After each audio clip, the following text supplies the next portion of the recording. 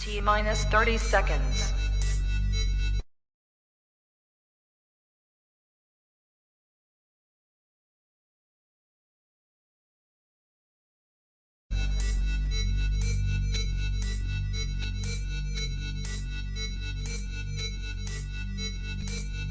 Ten, 9, 8, 7, 6, 5, 4, 3, 2, 1, 0. You are watching a master at work.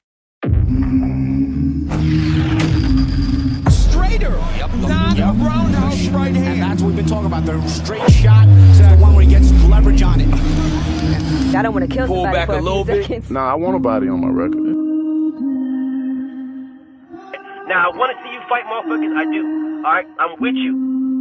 I'm with you. As long as you're trying to fight the great, the best competition. Welcome to the graveyard. Click the link if you dare to. Bury you alive, I'm prepared to. Welcome to the graveyard. You get your sources from clowns, so when you come around, we don't hear you. Welcome to the graveyard. Click the link if you dare to. Bury you alive, I'm prepared to. Welcome to the graveyard. You get your sources from clowns, so when you come around, we don't hear you. Yo, it's the best, fight the best. If you ain't with the moto, just click the link, bitch, and get buried like the rest. It ain't gonna work how you want it. These trolls already tried, too many come but don't leave. So if you here, you gotta die. I'm spitting straight facts. These bitches crying cause they hate that. The LDBC's the top topic, bitch, hate that. We the ones that bring the truth to these fans. So why you hate, I'ma laugh and keep counting these bands. Welcome to the graveyard. Click the link, get the dance. Bury you alive, I'm prepared to. Welcome to the graveyard. You get your sources from clowns, so when you come around, we don't hear you. Welcome to the graveyard. Click the link if you dare to. Bury you alive, I'm prepared to. Welcome to the graveyard. You get your sources from clowns, so when you come around, we don't hear you. Welcome to the graveyard.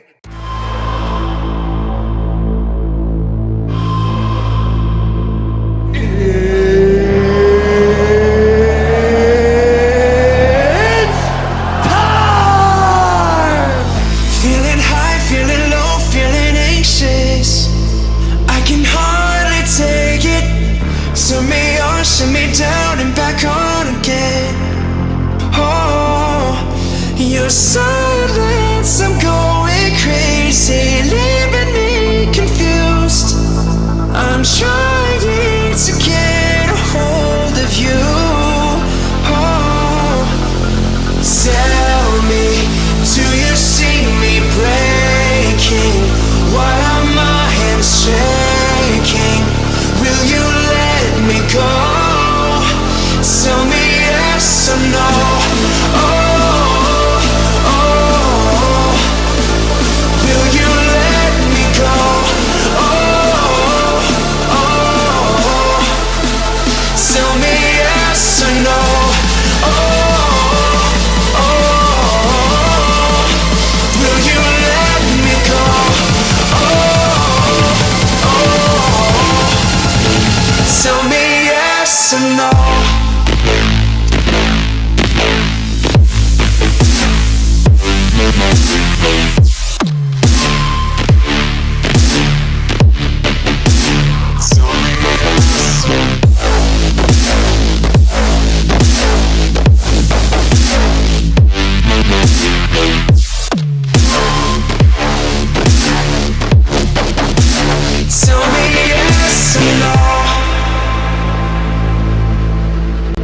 Losing time, losing hope, losing patience. Need to be updated. Turn me down, turn me up and back down again.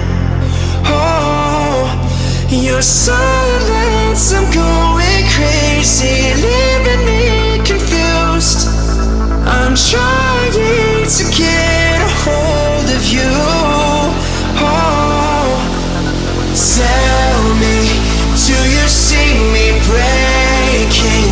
Why are my hands shaking?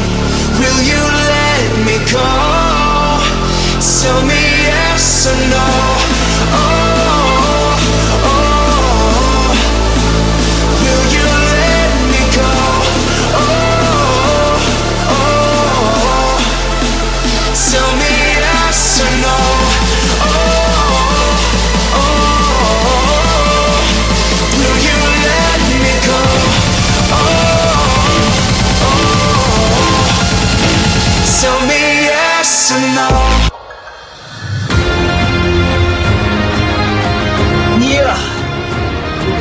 another one.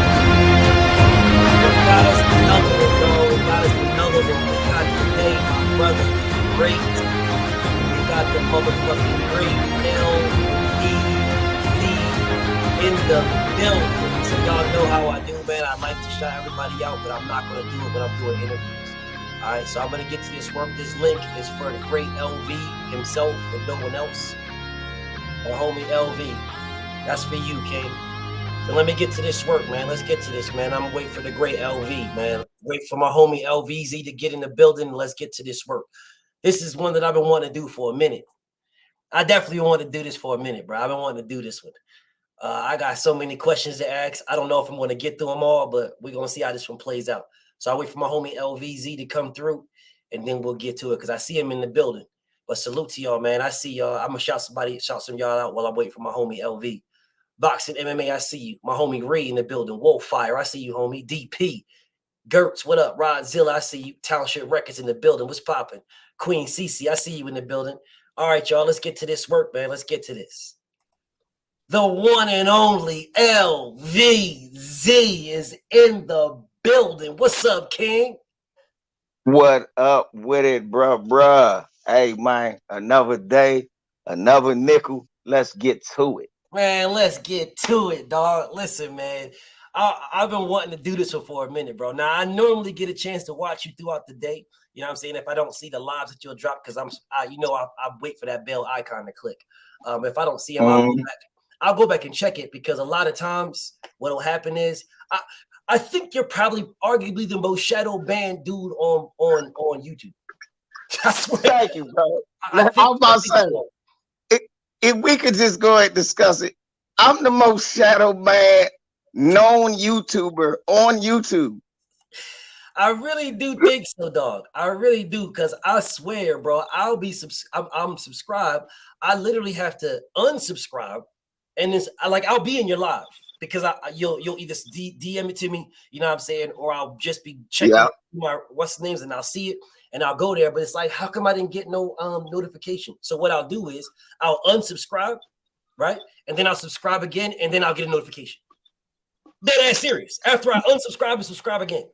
I truly believe you're probably the most shadow banned, and I would say you're the most shadow banned because you're probably one of the realest people on here. I appreciate coming from another real one. I appreciate it, brother. And let me make everybody laugh. Y'all, I'm so shadow banned that I don't get the notifications on my own 3 other channels where I'm subscribed to my motherfucking self. It don't let me know I'm live. I wouldn't know if I was live if it wasn't for me being me.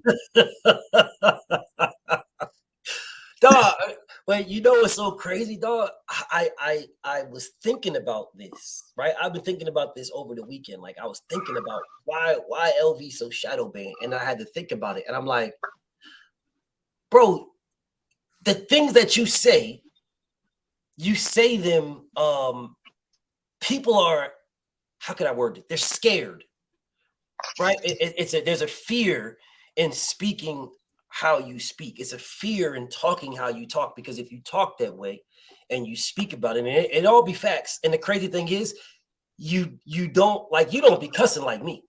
So it's like they can't like ban your page or give you any those type of goofy ass things they be doing to me, because you're not as vulgar as I am. Like, you are extremely crisp with your shit. So they can't like ban, like shut your shit down. So they just fuck with the subscriber count. Bro, how long have you been on this motherfucker? So 2012, the Trayvon Martin incident was the first time I was ever introduced to doing YouTube videos. And I started doing it because of the Trayvon Martin incident and the Ray Rice incident. So I was doing videos in 2012 on my old 1LVZ channel. And I caught the attention of Ticket, Town, 7-8, and a lot of the other brothers. And we ended up forming the LDBC. When I first started, I was good to go because nobody was subscribing to my channel. Then I did one roast video about some of the old LDBC hating trolls back in the day, the usual suspect. And I had lit them up so bad, every day my channel was growing. So one day I was getting into it with one troll, bruh, on 2012. Let's just call him Lady Slim. So I'm getting into it with Lady Slim, and Lady Slim threatens to call the FBI on me.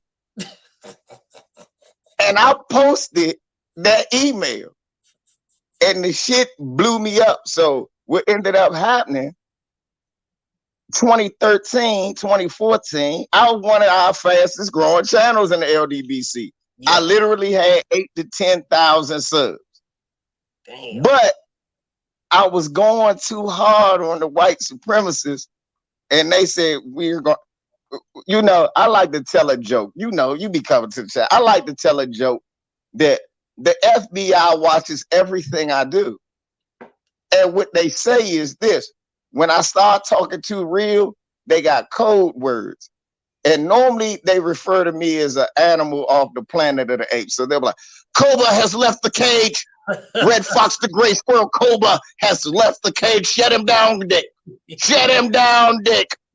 And then next thing you know, I get a strike for some shit that every channel on YouTube has said. Yeah. I literally got 4 channels taken down for saying the same shit every other channel on YouTube said. Damn. I didn't know that. Is that what happened to your first page? My first 3 pages. Wow. They took down your first 3 for saying my first 3. God damn, easy. I'm gonna have you laughing. They literally gave me 3 strikes in one day. They found old videos and said, hey man, nah, that shit is hate speech. I said, how is it hate speech saying that if I bought a gun, if I bought a gun after I got discharged from the military, the FBI gonna be at my door to my nigga, what are you doing? Facts. Nigga, if you don't put that gun back, I'm gonna get you. Absolute facts. So 3 motherfucking pages. God damn. Listen, bro, motherfucker take one page from me. If they took my page, dog, I'll fuck around and just be like, man, fuck this.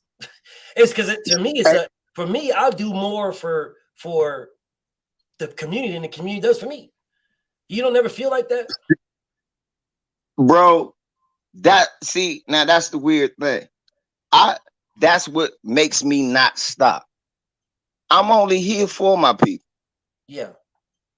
That's the only reason I'm on this.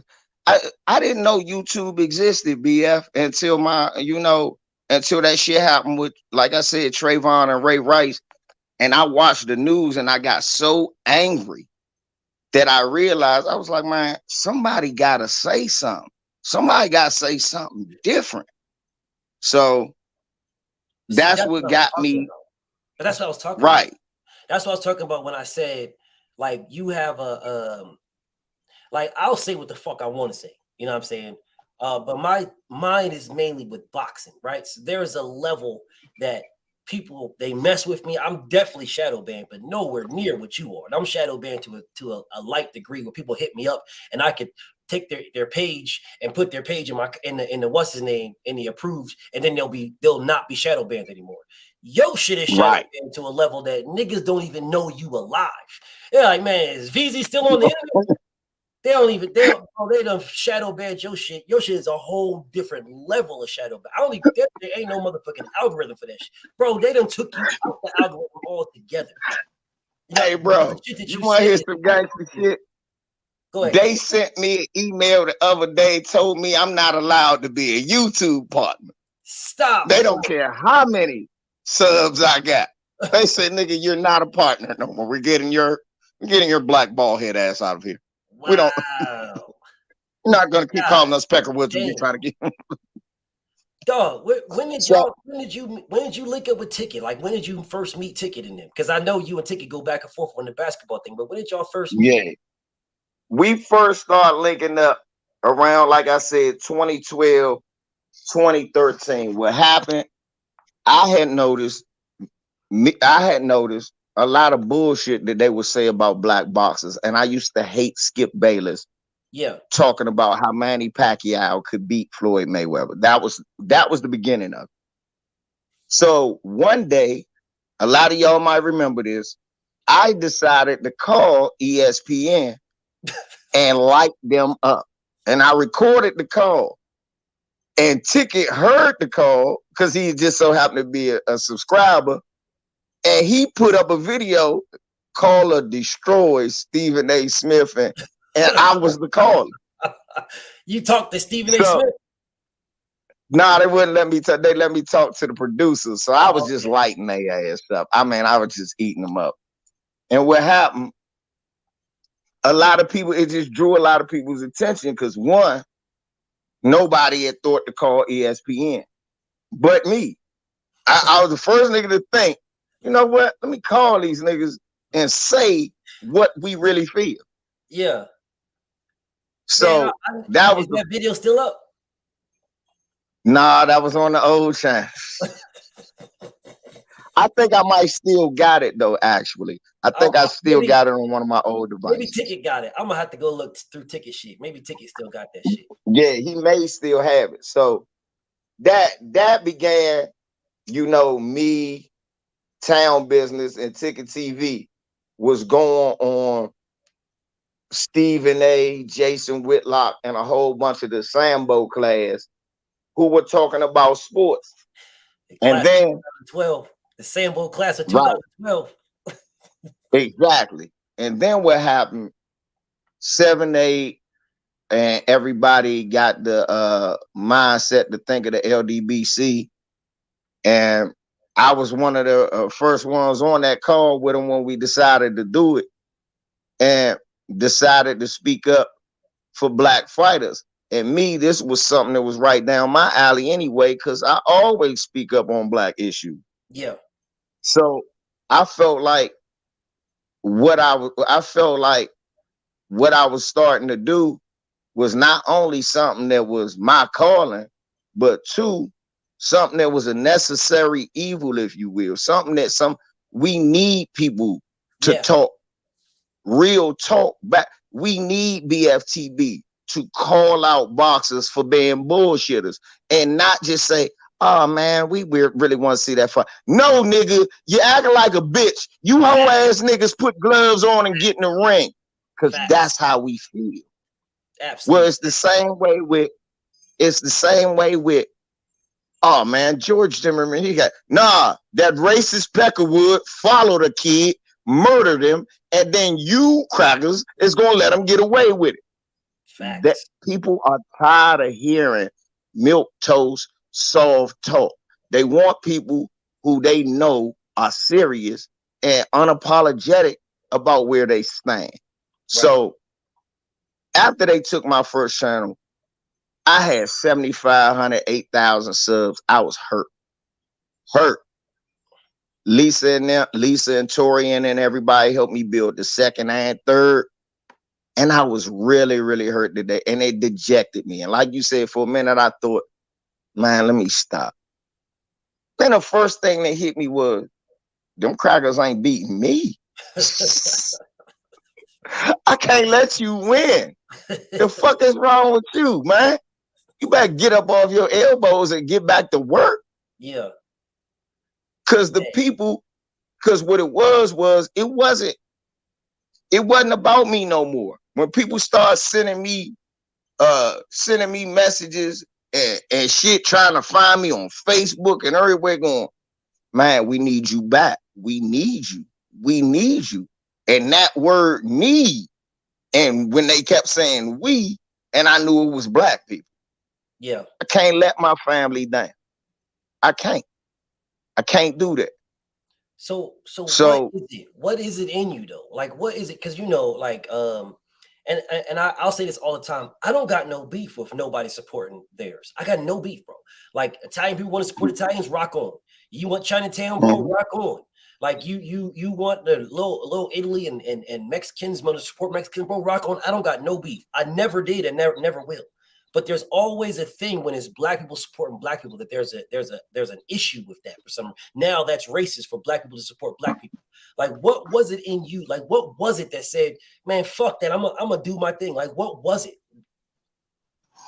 I can only attribute that to Smith blood, bro. That's how my family raised me. I'm talking about dads, uncles, aunts, cousins. I got a family like they would look, like I had a buddy one time come through just to kick it with me. He was like, man, I think Pacquiao gonna beat Floyd. And I was like, what? And this is the reason I say Smith blood. I used to always wonder, why am I such a hothead? Because when niggas say shit like that, it makes me mad.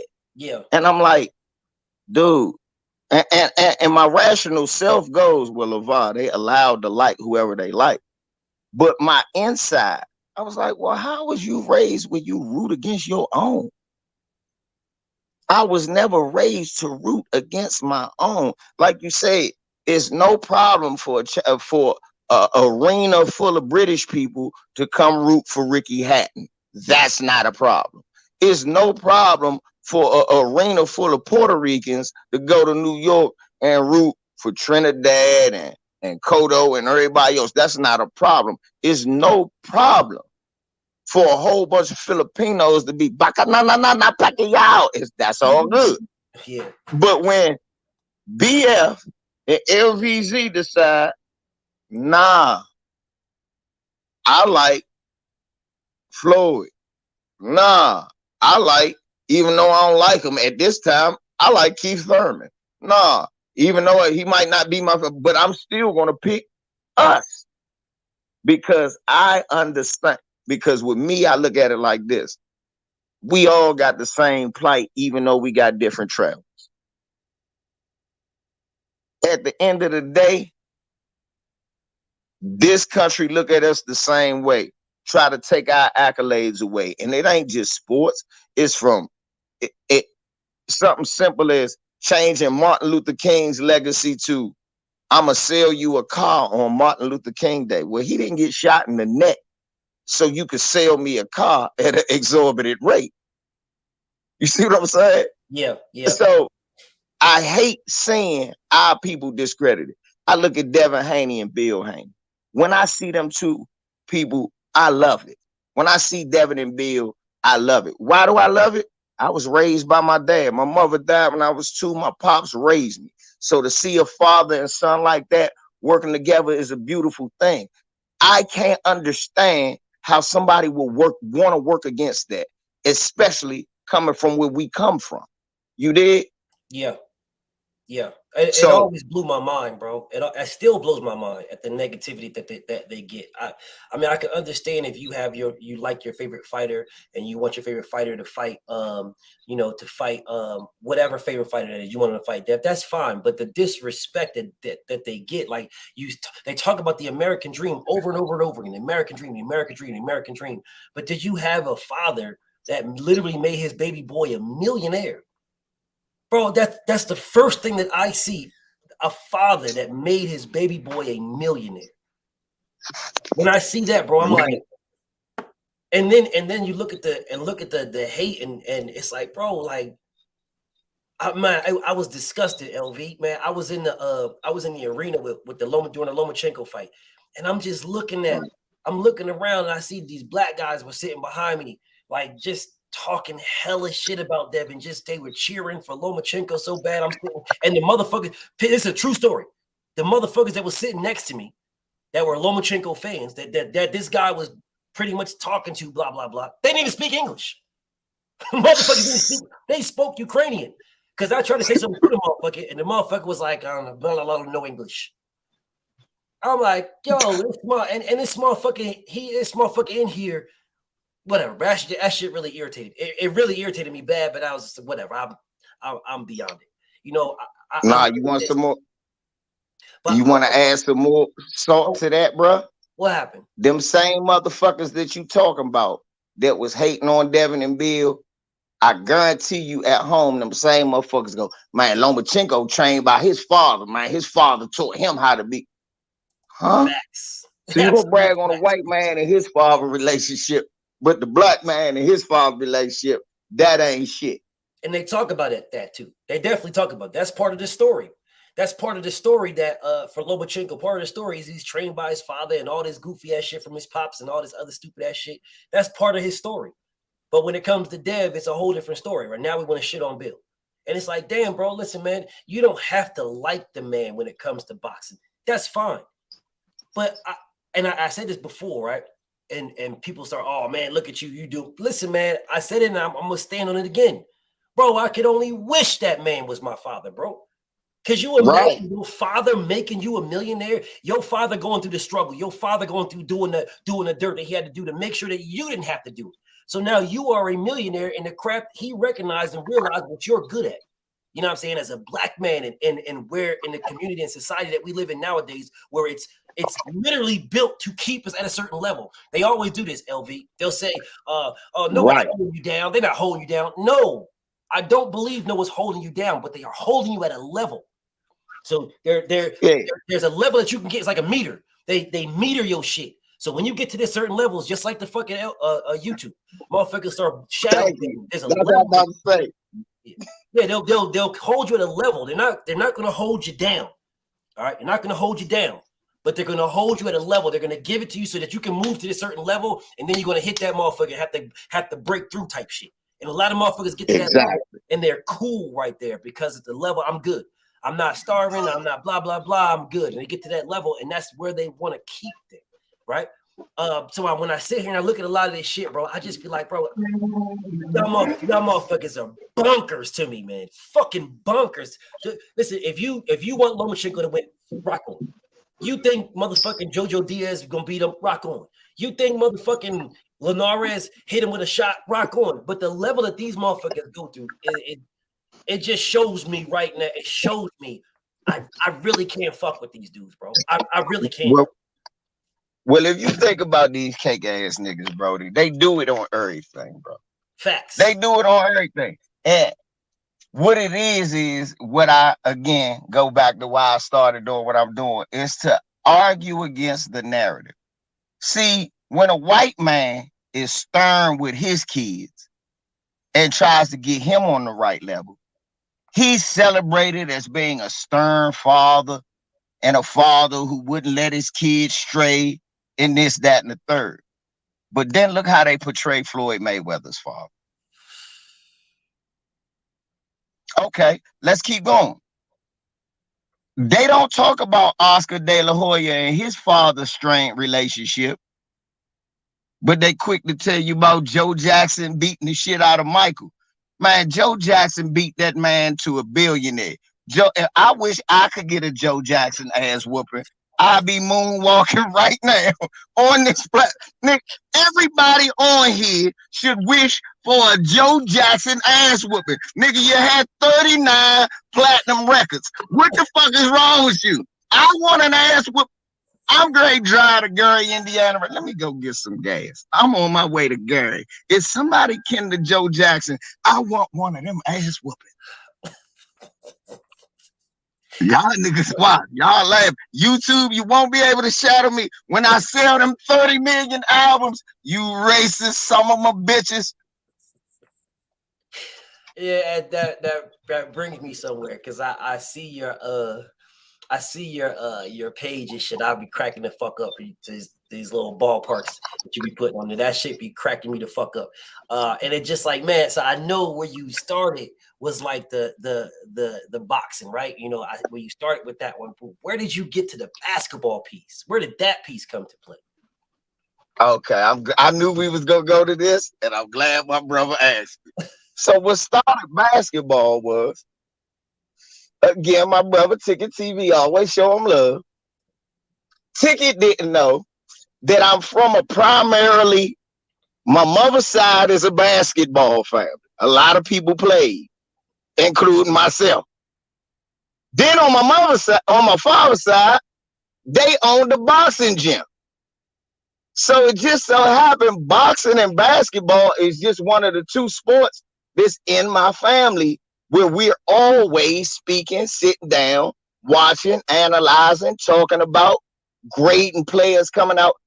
I had a bet with my uncle, y'all, in 1995.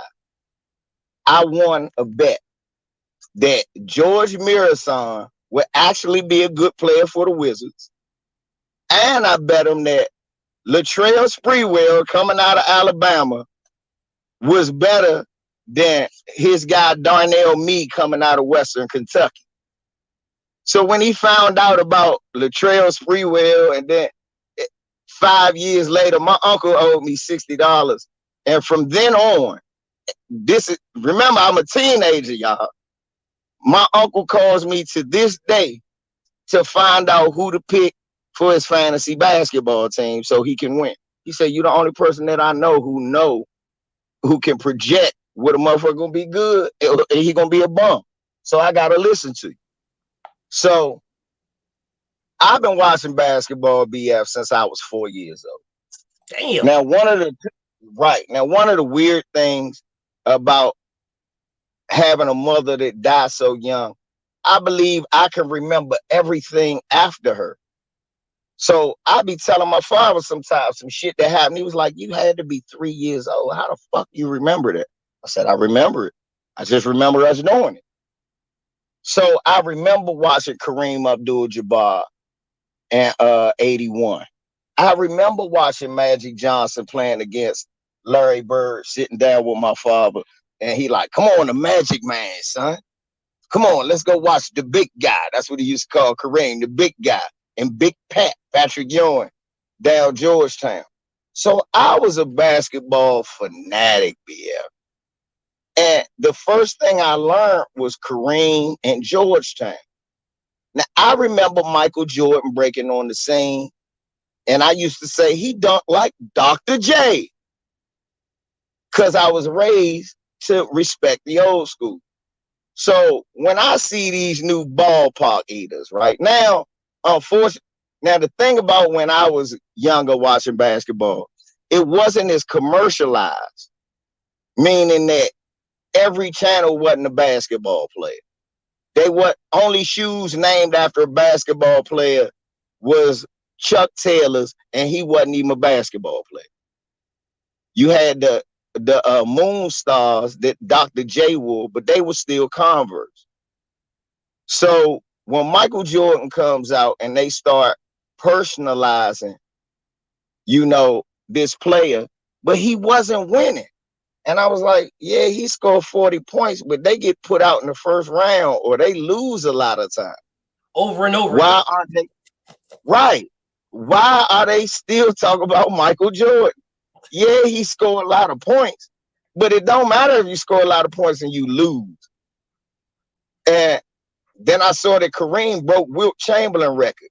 Then I saw Wilt Chamberlain scored 101 games. So I'm ingesting all of this knowledge and learning about Bill Russell and all of this. So as I evolved to watching basketball, I remember Michael Jordan getting put out the first round against Milwaukee and Sidney Moncrief, Paul Pressey, Terry Cummings, and those guys. Ricky Pierce coming off the bench. And I remember shit like that. So when I saw it, and I'm like, damn, I remember Jordan scoring 2 points in the fourth quarter against Detroit and finishing the game for 18 and going home with the onion grill on his face, BF. I remember that. So it'd be hard for me. And meanwhile, me and my dad are Magic Johnson, Laker, Kareem fans. We going to the championship. Only time I'm sad is when Larry Bird or Dr. J beat us. I don't even get to see Michael Jordan get to the Lakers. So when it finally happened after Kareem retired, Bird was old, and then he finally got to the finals and they won, I was happy for him.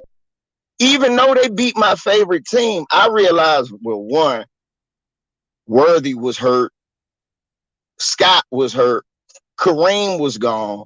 We was literally playing with Magic and a whole bunch of bench players. The only reason we know who Eldon Campbell is, he got to come in because AC Green ended up getting hurt. and Eldon Campbell played for him. But I also remember that last game that put the Lakers out. John Paxson had 20 points and Pippen 30 and 10.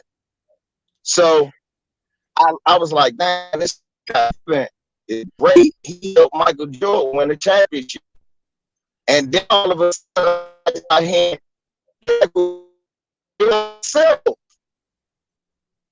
And as I got older, that shit made me mad because I realized that people are being brainwashed about watching commercials. Damn. 92. You breaking I'm up. breaking up. Yeah, fuck. I was enjoying that. Say something now. Say something. You hear me now? Go ahead. So look, by 92 now, the world done got saturated with Air Jordans, ballparks, and get like my song. So now, niggas that I used to know, I'm on the basketball court with them when we little kids. One of us saying, I'm Magic. The other one going, I'm Worthy. The other one saying, I'm Jordan. One saying, I'm Dominique. One saying, I'm Karl Malone. Now everybody, like Mike. If I could be like Mike, I'm not gonna get the fuck out of here. Nah.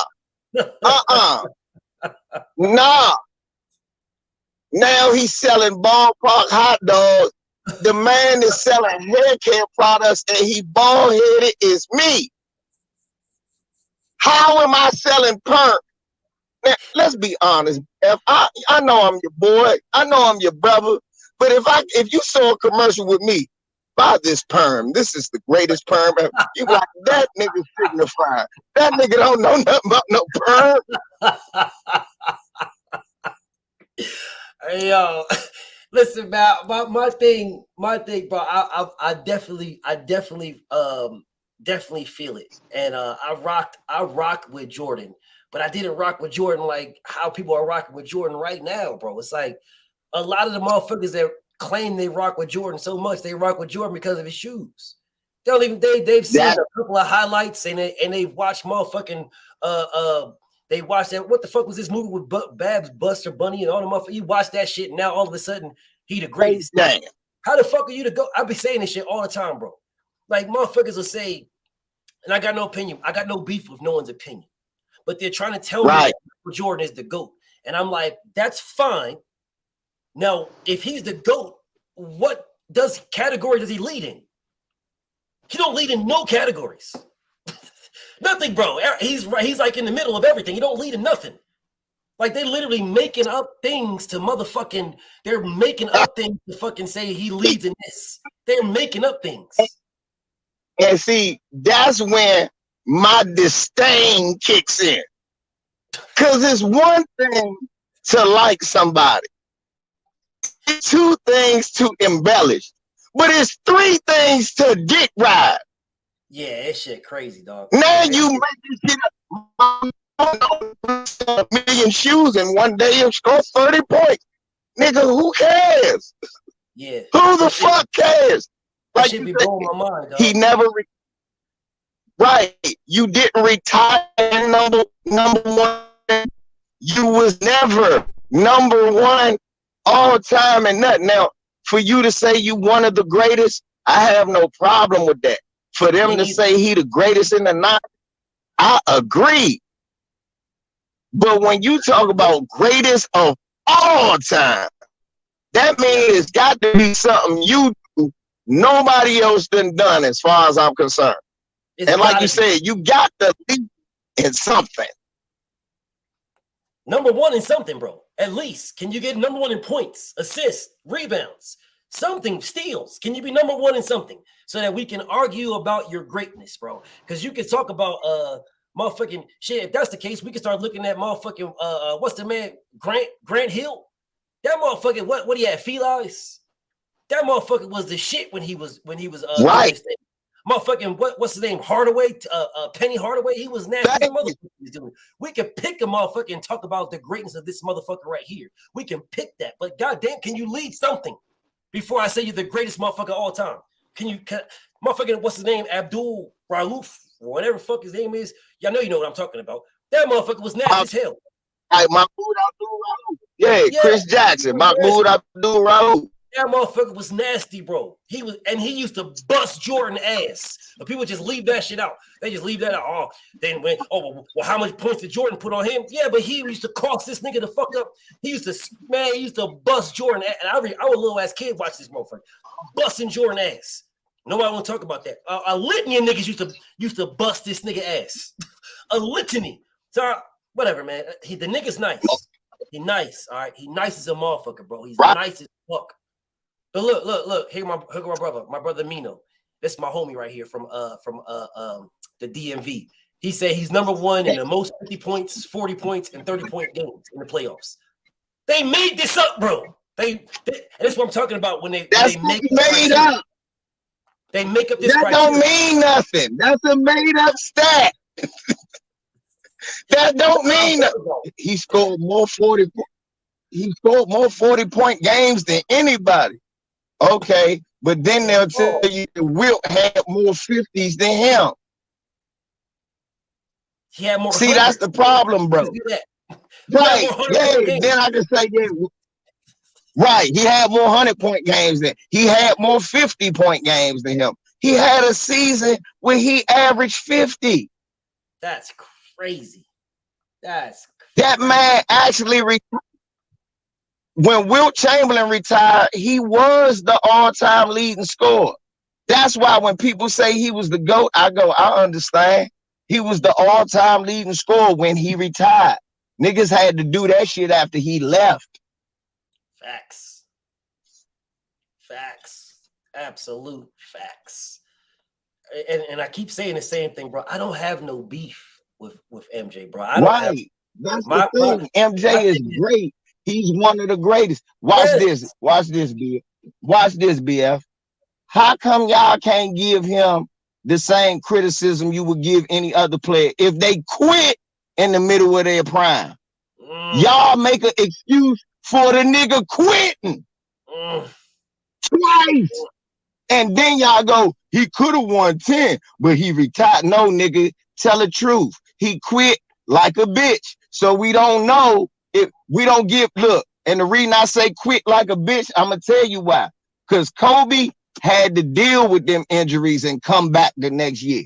LeBron too, and every other nigga, Robert Parrish, Vince Carter, they had to deal with their injuries. They ain't get a year and a half off to rest and get better and then come back. Yeah, man. I'm one of these type of people where I didn't see the games that you saw, right? I didn't know the players that you knew. But when I've known players, in order for you to be the greatest, that means someone was the greatest before you, right? So you're passing that person to be the greatest. I knew about Wilt, but I didn't know Wilt like you know Wilt. I knew about Bill Russell, but I didn't know Bill Russell like you know Bill Russell. I knew about the championships, and I'm always befuddled, right? I will always say, bro, how do y'all keep telling me that Jordan is the greatest player of all time with 6 championships when Bill Russell has 11? Like, I don't, right. The math isn't mathing to me. And people will always say, nah, man, Jordan, it's Jordan. And I'm like, that's fine. We can rock with that. No problem. We can rock with Jordan beating this. But if your argument is six finals MVPs, well, Bill Russell has more than him. Hell, Robert Horry got more than him. So if we're talking about finals, it's like, bro, there's players. Motherfucking Scottie Pippen got the same amount of finals that he got. Oh, he didn't exist, BF. That man never existed. He was a figment of your imagination. That was really Michael Jordan. All I'm saying is, in order for you to say that he's the greatest, and no problem if that's your opinion, but how do you justify it, bro? Because he could dunk? Hell, Zion can dunk. He literally got his tail. What he said, that it was the Doc that he was trying to be like. So was the Doc the greatest player of all time before him? These are the type of things that I get in my mind. It's like, because the Doc don't got more championships than Bill Russell. If I'm not mistaken, he only got 1. I don't even think he got that, to be honest. He got 1. Yeah, okay, One one with with Philly. Philly. Okay, well, there you go. One with Philly, and then he got one before that when it was the ABA. Yep. But so if he was the greatest of all time, if it was him, then and you talent your game off of him and you got him, then isn't there someone going to be behind you? Because the greatest doesn't stop, right? The world continues. Exactly. And then watch this, bro. If they telling me that with 2 championships, because they was saying that, and you not lying, and he wasn't even the all-time leading scorer. They were saying Julius Erving was the greatest basketball player ever. They were saying that at one point in time. Yes. But he only had one ring.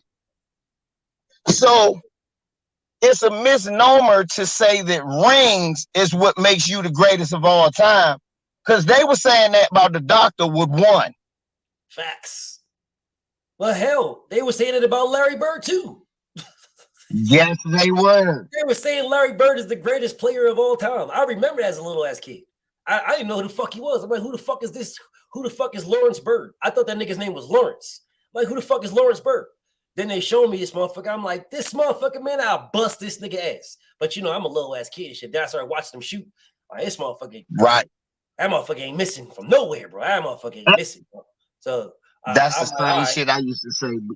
BF, I used to say the same shit. That motherfucker don't got no 6 championships. What does he got? Like right, 4, like that? I think he got 4. He got 3. Oh, he got 3. Well, they were calling him the greatest motherfucking player of all time with 3 championships. Yep. A lot of this shit, it just didn't make sense to me, bro. It really didn't, and it still doesn't.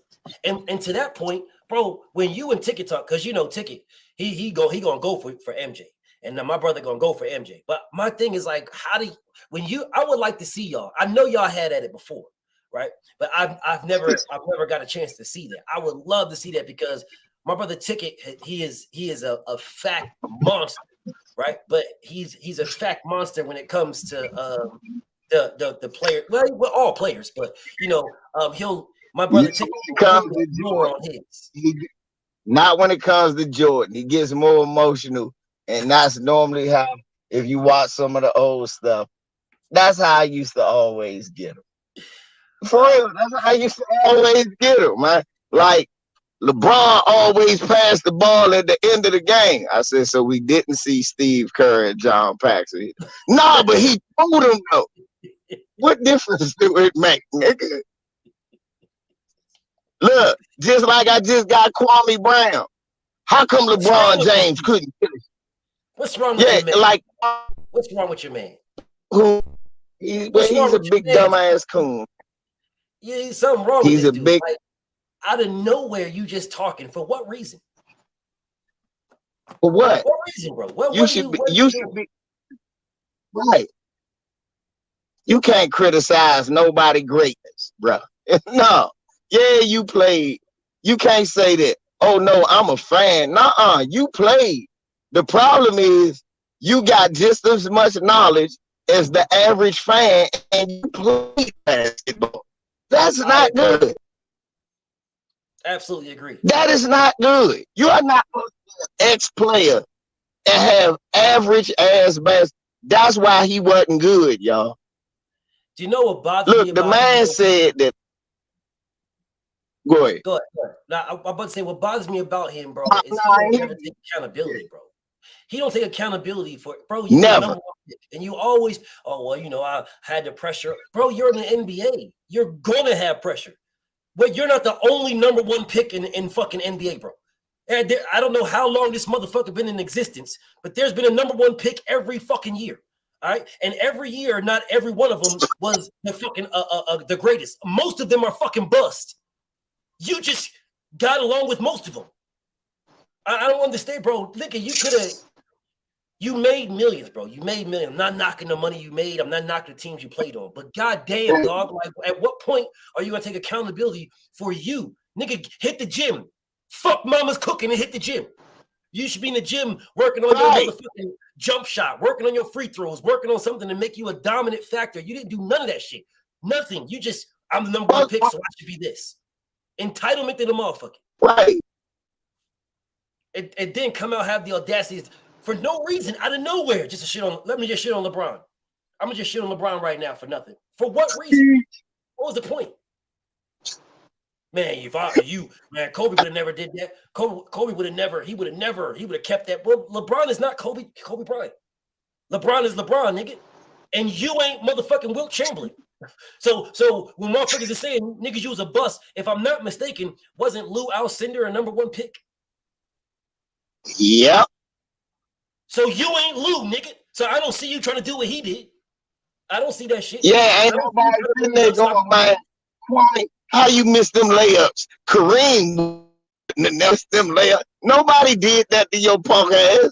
And then this is my one problem with what you said, and then I need you finish cooking. Bruh, how a nigga gonna talk about pressure? Oh, you mean like they put you on the cover of Sports Illustrated at like 16 and call you the chosen one pressure? Listen, bro. Because that's pressure. I see, nigga. I see y'all in the comments. I see y'all, bro. Talk about Kwame gonna come for me, bro. I promise you that is smoke that Kwame does not want. I promise not you. One. I promise you that's not what he wants. Y'all know damn well Kwame Brown don't want none of this work. I start talking about when that nigga said that our sister Breonna Taylor basically deserved to be killed because she used to date somebody that was a drug dealer. So y'all go look for that instead of talking about what Kwame gonna work with. Kwame too busy ducking that. Yeah, he wouldn't. He better stay with. And I tried to press him out on FYF. He didn't answer the question. I put it in these chat rooms, and Bama's blocked me. So no, Kwame ain't gonna say shit to my brother. Bro, I would really, really embarrass homie, dog. I really would, bro. That would be pure embarrassment. It's not a good look. Can you imagine dude saying something to me, what I would say back to him? Bro, I'm gonna talk to you like a little boy, dog. All that shit you saying to me is irrelevant. I'm a little boy you real badly, bro. Real bad. Just do your thing, homie, bro. All that weird ass shit nigga be talking, bro. I don't even follow this nigga, dog. I don't follow this man. It just be out of nowhere. You just pop out on some goofy ass shit, bro. I'll little boy this dude. Like I will talk to this man real grimy. So it's like I'm good off a goofy ass nigga, but he just be on some weird ass. He be on some weird ass type of time for no reason, and I know about it because I see it in boxers, right? They pop out when they need that clout, when they feel like no one's looking at them. Hey, look at me, ass nigga, right? And then you'll pop out and say some goofy ass shit, right? So that's what I see this nigga do, bro. Like you just pop out and say some goofy ass shit, and now motherfuckers start talking about you, and then you just back off. Call this nigga 6'11" Teofimo Lopez. Is that what you just did? Man, fuck that nigga. Niggas out this motherfucker like, oh man, BF, you gotta give T.O. respect. I don't gotta give T.O. nothing. I don't gotta get a nigga shit. Nobody nothing. You won the fight. Congratulations. That's all I'ma say. But you beat a white boy. I'm not impressed. You beat a white boy that I knew every brother that he ducked could have beat. So fuck that.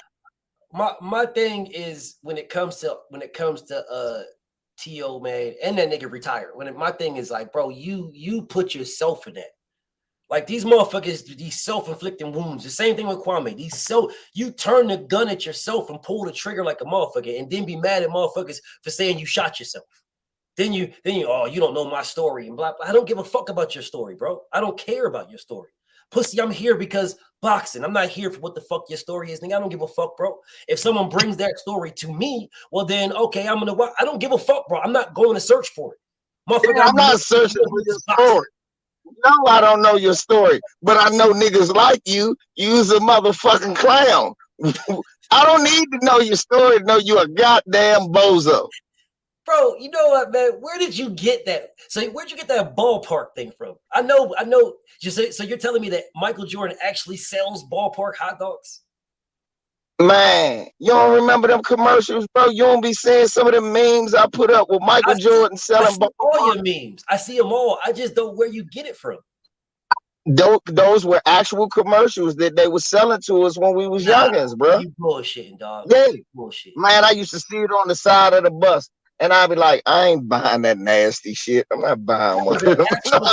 Commercial. Like he literally was selling. Yeah. Yeah. Go Google the joint. Google the joint. Michael Jordan. When he was in retirement one time, he did a commercial.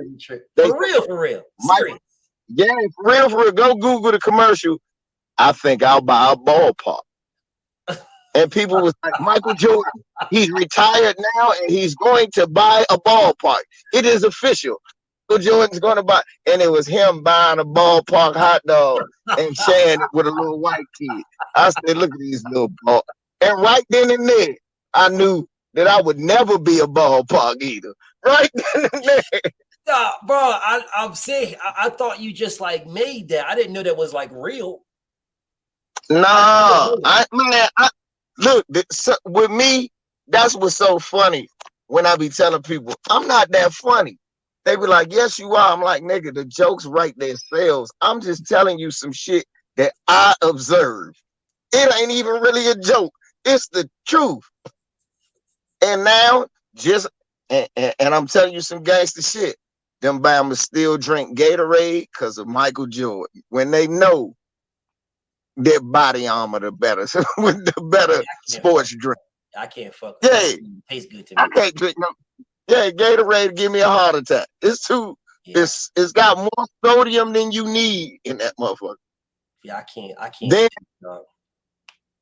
they eating ballpark hot dogs when they know that shit ain't nothing but mystery meat and pink slime. That shit sounds funny when you say it. Yeah, I know. It's even funnier when you see a ballpark eater up there. Look at it. Got a mouth full of. And you, this how you can tell a ballpark eater, bruh. Why this nigga got relish fingerprints all over the place? Go in the nigga house and look at the light switch. It's a mustard fingerprint on it. Oh shit. Hey, VZ. So you from DC though, right? Not Baltimore. You from DC. DC, yeah. So where's that two come from? You know, when they be saying, I have no idea. Baltimore, that is a Baltimore thing. You see me say two. I say it all the time. I don't know where T, U, D. That's just how they talk. Man, yo, that shit is hilarious. We're 30 minutes away from each other, bro. How you have how you have different accents? I don't know how that shit changed that bad. I said, damn. I said, Q. No, you want to hear some gangster shit? So one day I was like, man, I'm hungry as hell, man. Y'all know a place to eat around this junk? They was like, yeah, yo, you can go get you a hot dog. and we looking at each other. A what? Because I used to work for a moving company out in Baltimore. Hold up, did you say a hot dog? A hot dog. A hot dog. Wow. And I thought maybe it was just one brother who ate too many lead chips. And look, Bert is in the chat room, y'all. Bert lived in Baltimore. Bert will tell you the truth. Bro, I never this heard when it. I realized I never heard it. I never heard hot dog. Yeah, this was gonna fuck you up. He was like, yeah, man, I just went and bought me another dog. Another dog. I said, oh, y'all need to be serious about that. I said, it's a dog. It's no you. What the fuck are y'all talking about?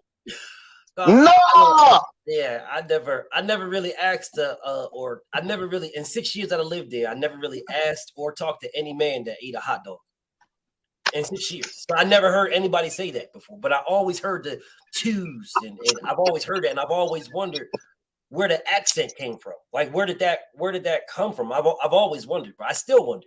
I still don't know Look at my nigga D-Man Jr. That is exactly what I heard one day. Yeah, I'm about to get me 2 dugs. 2 dugs. And I mean, and I laughed my ass off. That's all I could do is laugh. Nah, I've never heard that's that. not English. I know that that's not English, but that's okay. He say Baltimore. That is okay. Baltimore. I don't know. I've never heard someone say a hot dog. Because like I said, I've been there for 6 years. I lived there for 6 years. I live Ralph Security. I never heard someone say hot dog. Because I've never asked my nigga a grown man about a hot dog, about a glizzy, bro. I never. Look at my baby Dawn. She's saying that is dead ass facts. That's what they look. I'm telling you, it was a crowd because we was a moving company coming from DC to work for the people in Baltimore and help them out because our contract, we was from DC, but we would contract with the Baltimore warehouse. So when we get there, it'd be 20 of us standing around and they'll say some shit and we'd look at each other like, what the fuck did he just say? like we were like, young. I never dealt with it, dog. I worked on the campus, so it's like the campus in Catonsville. So see, I never dealt with it, bro. I see it when I go to the casino and shit like that, but I hear the tubes and the dudes, but I never heard a Doug. I never heard that shit. And if I did, I ignored it because I didn't know the nigga Doug they was talking to. Yeah, you thought they were talking about a nigga named Doug. Exactly. Probably. Because I just like shit. I had to hear the nigga say it in context when that man said I could go get 2 hot dogs. And I knew two hot dogs. Gonna get you. So I knew right then and there, I said, this is when you gotta Don't do that in DC. Hell no. We say do. Where did the beef come from? Where'd the beef from DC and Baltimore? Where'd that come from? It's really no beef. It's honestly all it is a friendly like neighborhood rivalry. What it is DC people don't ever like to be confused with Baltimore people, and Baltimore people don't ever like to be confused with DC people because we do things a little different. Like we like go-go, they like house music. We say dog, they say Doug.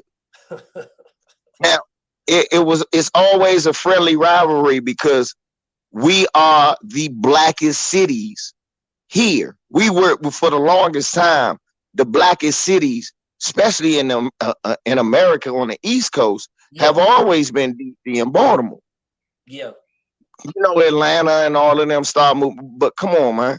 We was the blackest cities. And for a while, we was rivaling back and forth.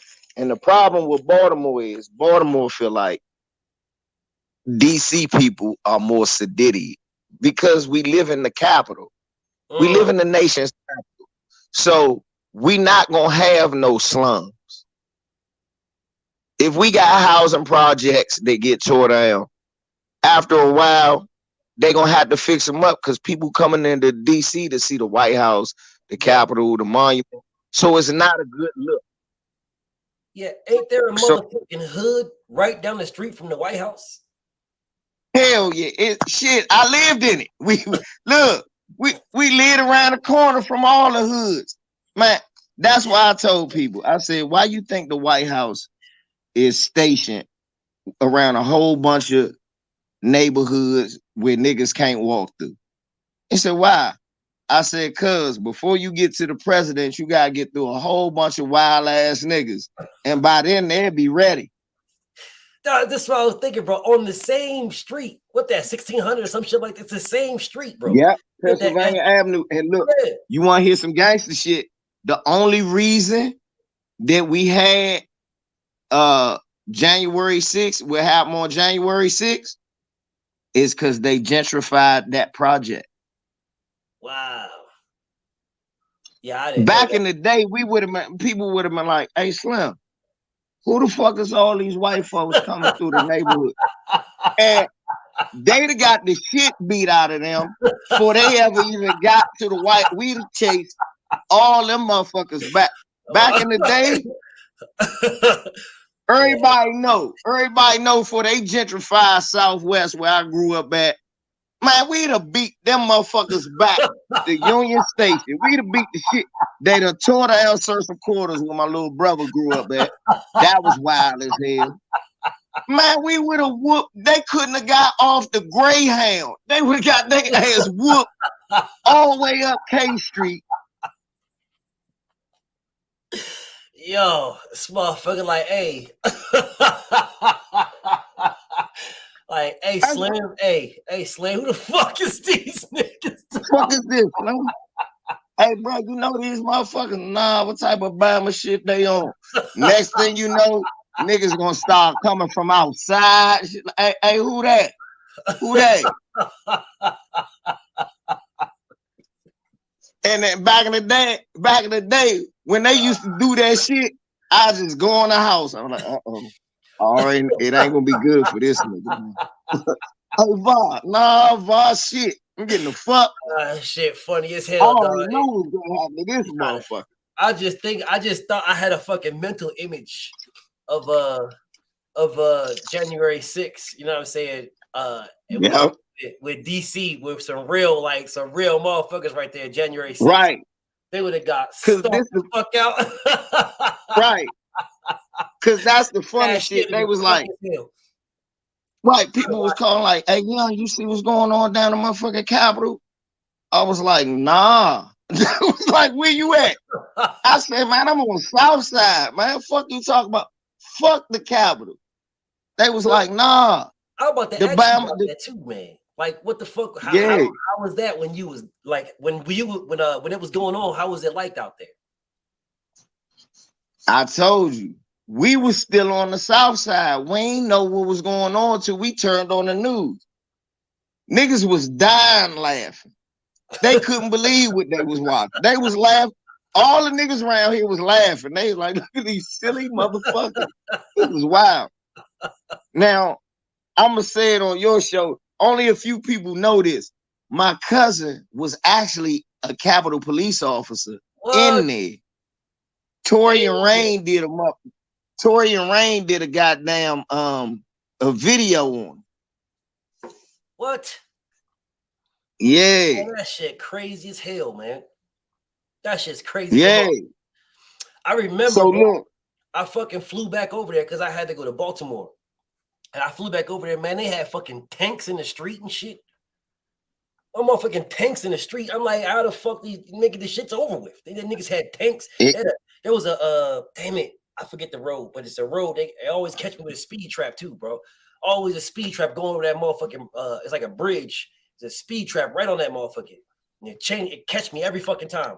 But when you come off that motherfucking like a turnabout or something, and the roads out there is weird as fuck, bro. I meant to ask you that too. How the fuck y'all niggas drive out there? Oh man, all them roads are weird as a bitch. All of them. You don't. Oh shit, man. All of a sudden, it's a sharp ass right turn out of nowhere, and the turns like arrows and shit. Like what kind of goof ass road planning is that? See, that's the funny shit. People always tell us about it.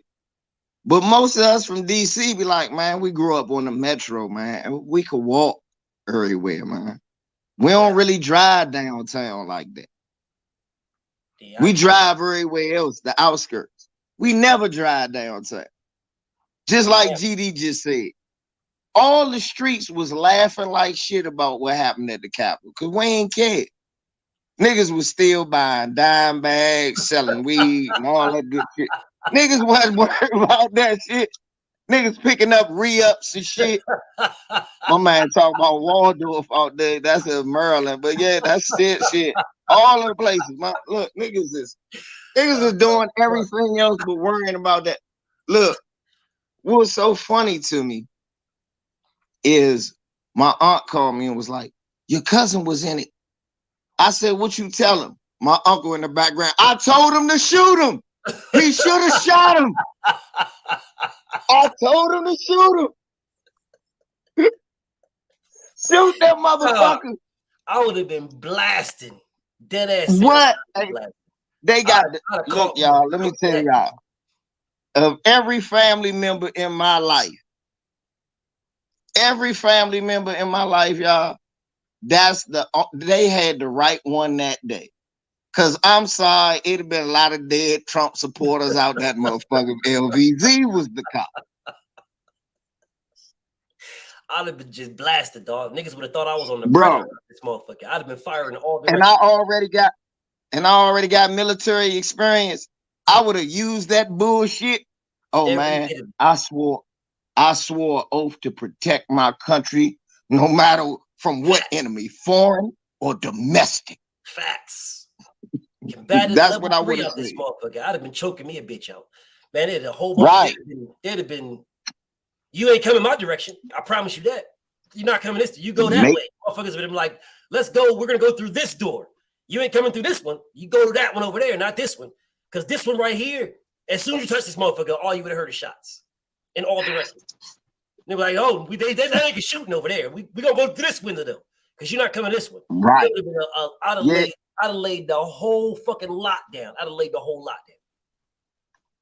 That's what I was saying. That brother that shot that one lady, he only shot that lady once. Crazy as hell. That brother was nice. All he shot was one person. All them rounds they had, they only shot off one all them rounds. Man, what? Right. They picked That's right, y'all. They picked the right people. They and I'm smoking that Ashley Babbitt pack right now for all of the chat. Y'all, I'm puffing on some Ashley now. That bitch is good.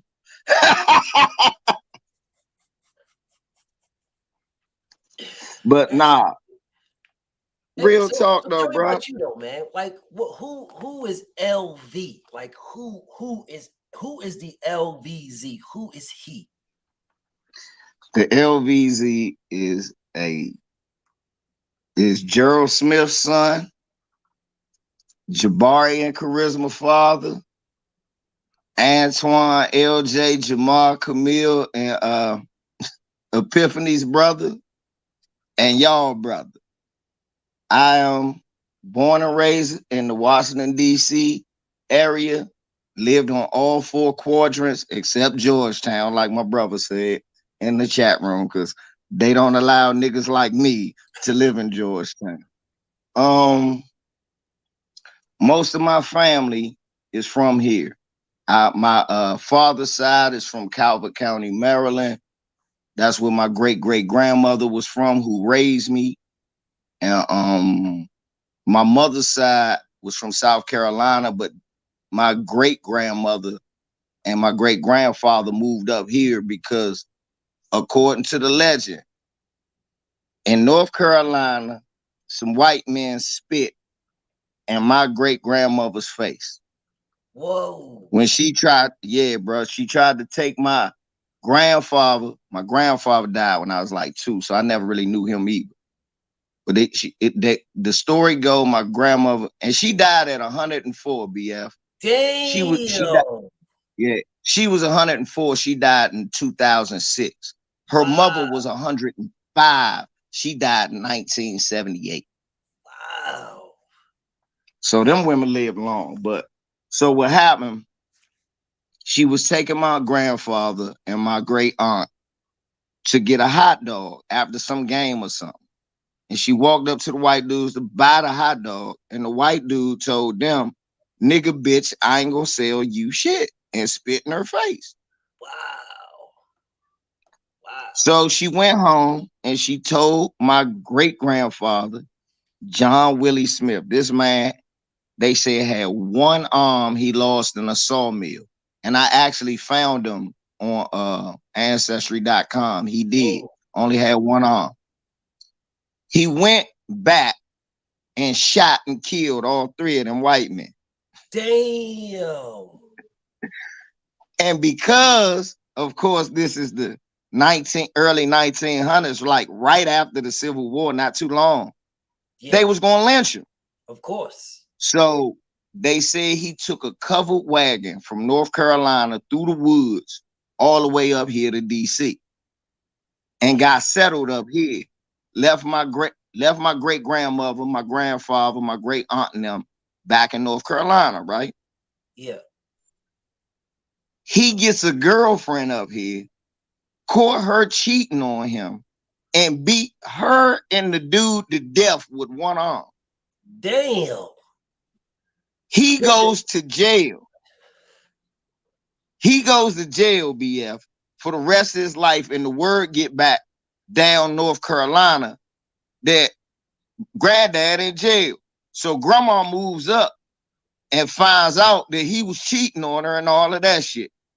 My grandfather went to the Korean conflict, grew up with his mom, with my great grandmother, and married my grandmother, had my mother and 7 other kids. Damn. And yeah, unfortunately they all died, but it's only 3 of them left. Yeah, it's only 3 of them left now. But what's wild is they said they let my great granddad out to die, right? They let him out of jail to die. They finally let him out because he was sick with cancer. He ain't had nowhere to go. So he came to live with my granddad. But right before he came, he was on the front yard. They said my granddad met him on the front yard, knocked his ass out, picked him up, and drug him in the house. And I was like, my aunt and uncle tells me this story, knocked him out on the grass, knocks his father out, y'all. Everybody in the chat knocks this one-armed old man out that just caught a body beat niggas. He knocked that man out. They said he picked him up and drug him in the house. So I asked my uncle, my aunt, I said, well, why did he do that? He said, oh, for cheating on his mother. He never forgot that shit.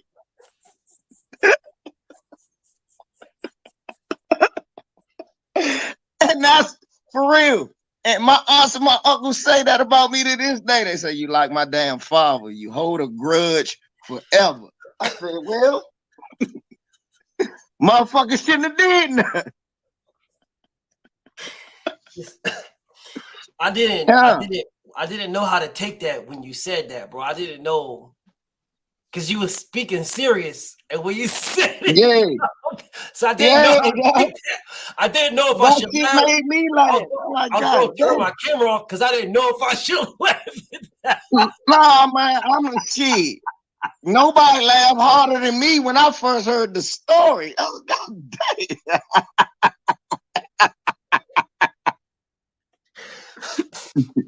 God damn, dog. So the man went to jail, was in jail. They let him out to die. And when they let the man out to die, your grandfather knocked his ass out and he had one arm. Yep. God damn. So, yeah, that's petty right you know. That's petty right there. It's just how. Then I got my Uncle Ricky, may he rest in peace, super OG.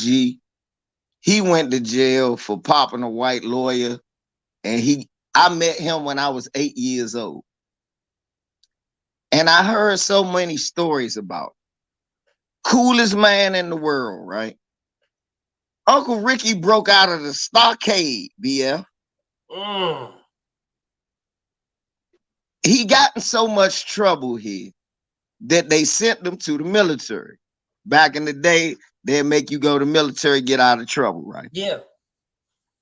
So Unc went to the military and got locked up there. So he decides, I ain't gonna be locked up no more. I want to go home. And somehow my aunt and my uncle say, Ricky Smith was knocking on mama's door. I said, what? He said, Dad opened the door. I was like, what the fuck you doing here, boy?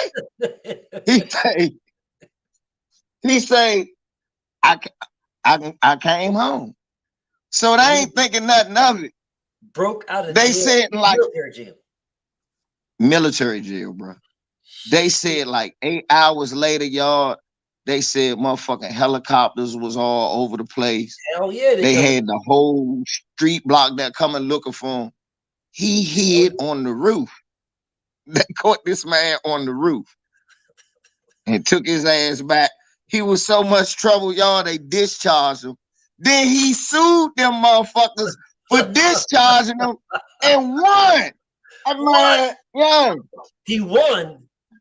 He won. My uncle got all his military benefits till he died, man. I'm like, how you do that?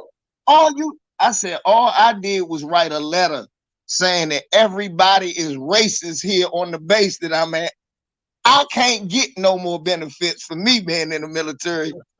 I said, you broke out the jail, went to jail, beat people up, and you got all your awards. He said, yeah, but I never called nobody a cracker now. I started laughing. Like, here, man. How the fuck did he pull that off? That's insane. Bro. He sued them and won. He sued them and won and got all his benefits. Yeah. He was going. I used to take him to the vet. I was like, oh, how you go to the vet? And you said, shit, I sued him and I won. Man, you know he had some stories, man. You know he had some. Look, y'all.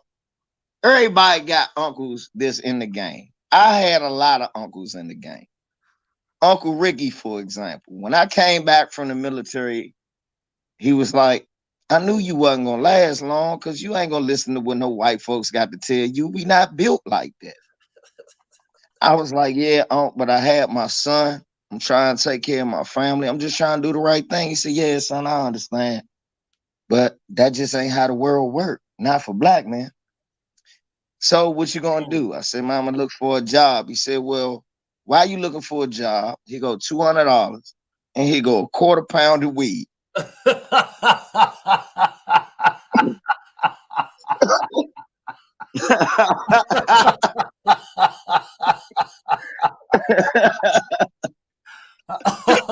God damn. Now this 97. This 97, y'all, right after the Dre and Snoop craze. Hey. So now niggas selling weed, making money. Man, my uncle would call, all right, you ready to go re-up? Call me every week.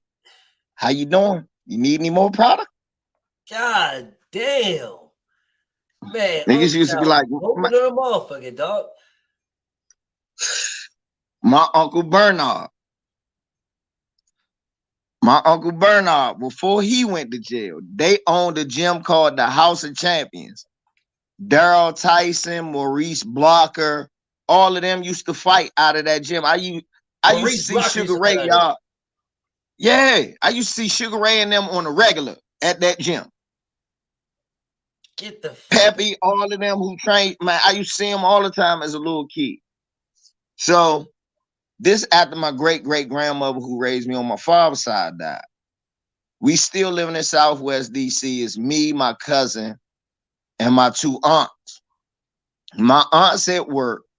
I just get out of school. My cousin Troy and me will walk home from elementary. So I unlocked the door, open up the door. Now my Uncle Burry was heavy in the game. Yeah. Bro, I open up the door. Now, all my life, Uncle Burry had nice cars, pretty girls with him, nice clothes. Because I was always an A student, he would give me $50 every A, $30 every B. Man, I remember one day I got 11 A's and 2 B's. Man, him and my Uncle Dirk was like, here you go. I was papered up, y'all. It's like, that's what we expect from. I'm getting every A in the book. I'm getting them all. Right. Man, I'm buying candy, He-Man men, Star Wars toys, everything, y'all. So look, he told me he was a firefighter. I'm a little kid. I don't know that he's a... So look, I opened up the door one day, bruh, coming from school, and my Uncle Burry is sitting on the couch with a mound of powder. To this day, y'all, I ain't seen this much powder in my life. I ain't seen this much powder in my life. And he was chopping that shit, BF. Bro, he was chopping that shit. And I'm like, now again, Yes, I was an honor student, but I'm not a square. I knew what I was looking at. And he went, Vav. Oh, shit. Where your cousin at? I said, he right behind me. He said, keep him outside. I said, Troy. He said, come here. So I come in the house. He said, leave Troy outside. I said, Troy, go. Hold up. So I go in the house. And he go, nephew, here go $100. You take your cousin and y'all go to the 7-Eleven, get him whatever he want. Then y'all go play for a little bit, come back in an hour. I'm going to leave something in this couch, though. Make sure nobody goes in this couch. What'd he leave? Yes, sir. Right away, sir. No bullshit. So I do what he say. I come back, his car gone. He done left. I never went in that couch, y'all. Oh, you didn't but go I ain't let motherfuckers. I ain't let nobody sit on the couch. I ain't let nobody new come in the house. None of that shit. You never knew what he left in there. You never knew how much. Never knew how much. I was like 9. Was I was about 10 years old. Bruh, when I saw all that powder right there, right, that he was cutting up, I knew the best thing to do was act like I didn't know shit. He would have got the whole house locked up if they, man, bruh, he came back like a week later, went in the couch, said everything there. My man gave me another $100, and like I say, like I want to say 2 months later, y'all, I ain't see that man again for 14 years. Damn, he got locked up. Yeah. He got locked up, and man, we ain't see him again. I was 10. Still on the couch, or did he take it all? Oh, he took everything, but he still left. Like he was doing little shit. So like, I was just talking about this today. He had them Deer Park jugs full of money. Damn. I mean, he had like 7 of them, and he had them upstairs in my grandma's den. Damn. It used to be my granddad's room, and he had them upstairs. He had like 7 jars full of Deer Park, full of change, y'all. And when I tell you it wasn't a nickel or penny in them motherfuckers, it was straight quarters, dollar pieces. God, damn. A few dimes. It was all quarters, dollar pieces, 50-cent pieces, and dollar bills. And I guess he got all that shit out the game. Yeah, all it out the game.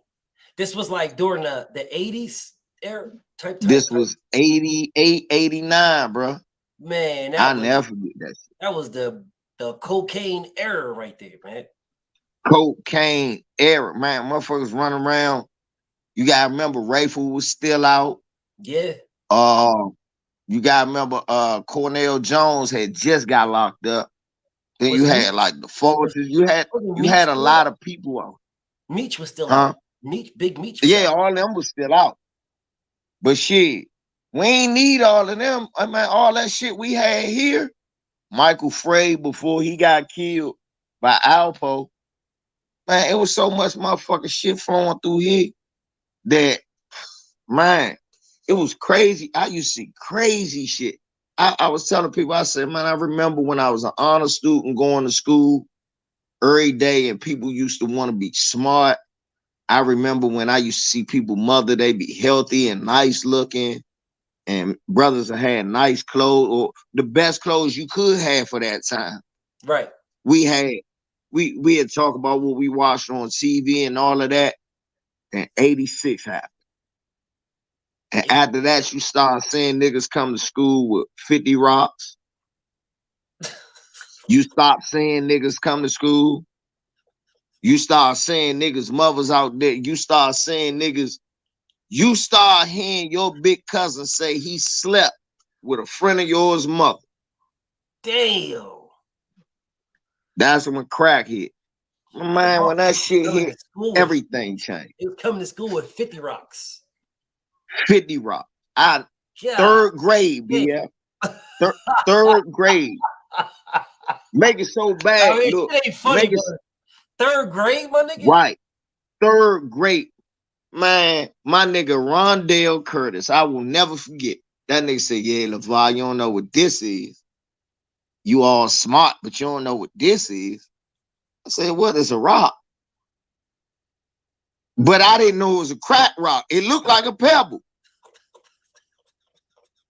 I said, you picked up a white rock. Okay.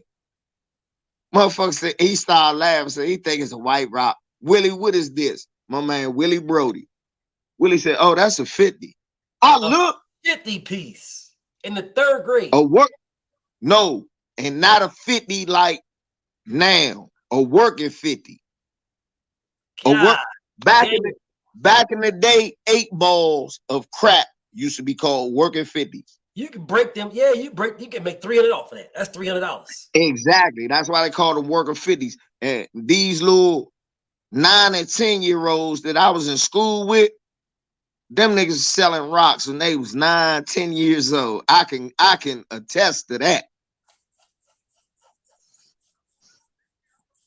I can attest to that. I seen it with my own eyes. Who they selling it to in the 3rd grade, dog? Who they selling it to? The teachers? Man, they was selling it to motherfuckers' mothers, their own mother, hiding it from their mother because they'd steal it from them. The crack era was a bitch, bro. Man. Damn. Man. That's fucking wild shit. Savage, bro. And you was there for that shit. So you saw these motherfuckers coming to school with 50 pieces. In the 50 pieces. 3rd grade. Selling in the 3rd grade. God damn, it hit there hard. That shit fuck y'all.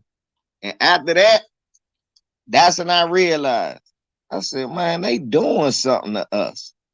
How can this just be happening? And like I said, I was always an honor student, always in talented and gifted classes, and bless my teachers. My elementary school teachers were the greatest Black women and Black men I ever met in my life because they molded us to be like this. Right. Like all my homies from elementary are still around. We still talk to each other. A lot of them listen to what I say. And all of them, we all talk the same way. From elementary.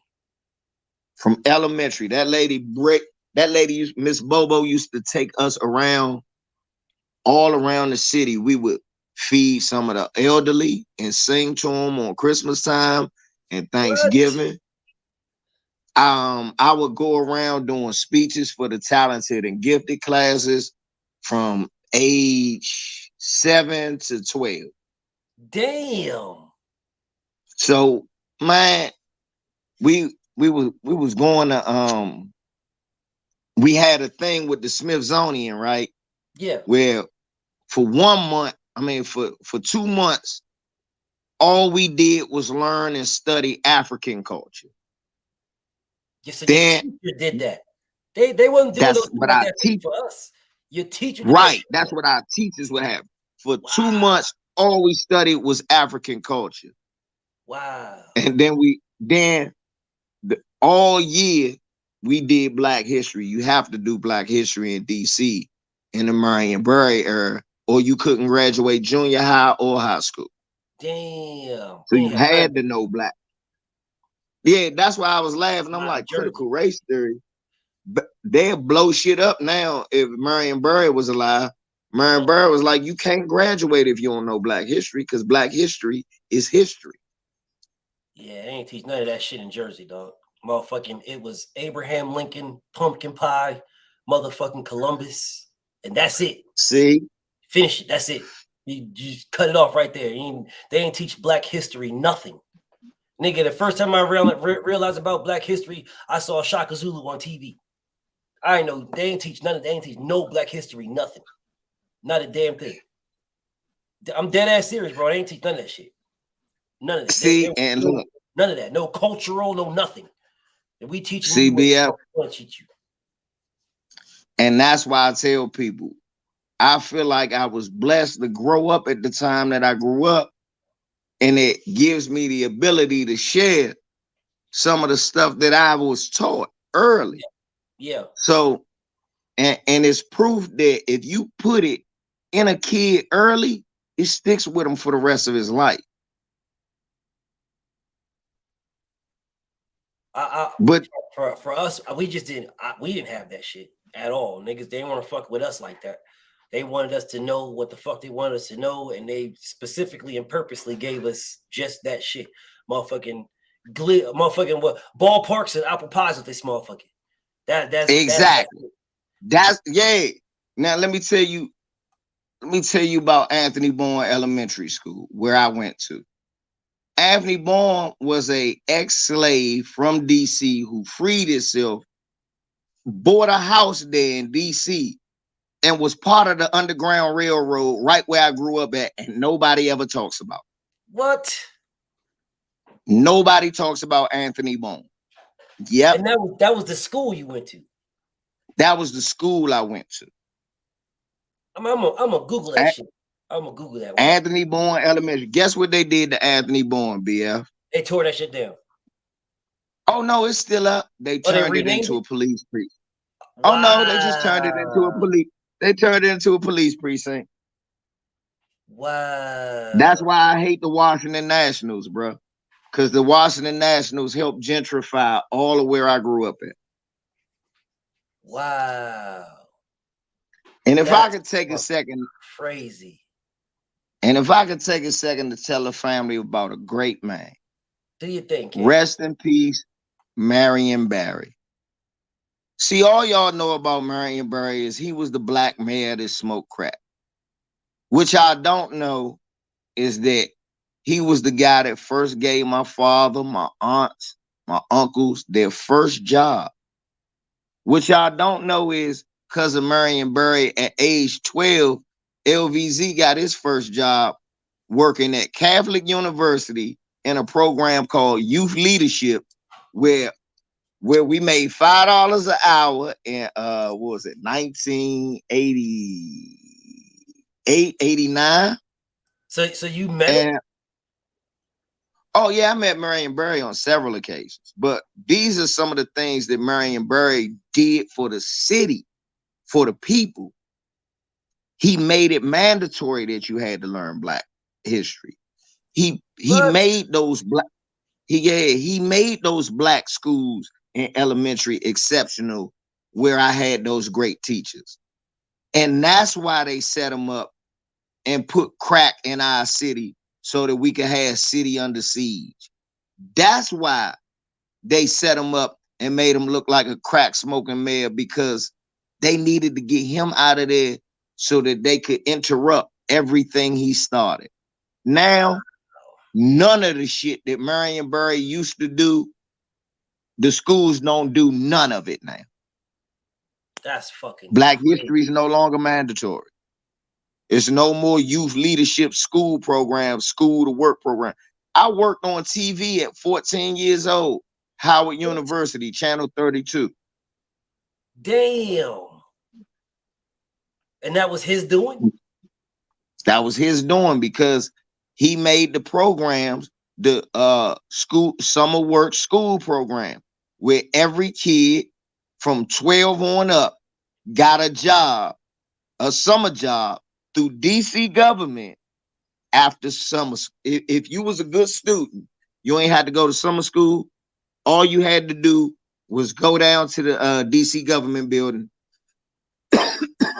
fill out some paperwork, and you'll get a DC summer job. They'll mail it to you. Wow. Like, this where you work at. Damn. And bro, depending on your grades. Well, never mind. I was gonna say, how come they don't talk about that? But it's clearly obvious why they don't. Exactly. Exactly. Wow. And because of the grades, depending on your grades and what you did in school, even if you was a bad student, you got a job long as you ain't go to summer school. If you was an honor student, though, you got to go to certain programs. Like me, I went to YLI, which was Youth Leadership Institute. And that was run by Jay. Huh? They pay you for that? Oh, yeah. Every day. All I did was go to Catholic University. 1 week we would study The next week we would do fake job interviews. The next week we did speech writing. Then the last week we just played basketball. And got paid for it. And got paid. Man, that motherfucking mayor sound like he the truth. He was the greatest. Mayor for life. Damn. And that's why they set him up. Man, that shit sound like that's why we that shit sound amazing, dog. Then you just play right basketball and got paid. All you had to do is have good ass grades. But man, I would do that shit every fucking year, man. Every year. Bro. That's it was incentive. Look at Muhammad. Look at Muhammad. Look at Muhammad. I was making $3.35 an hour in 88. Right.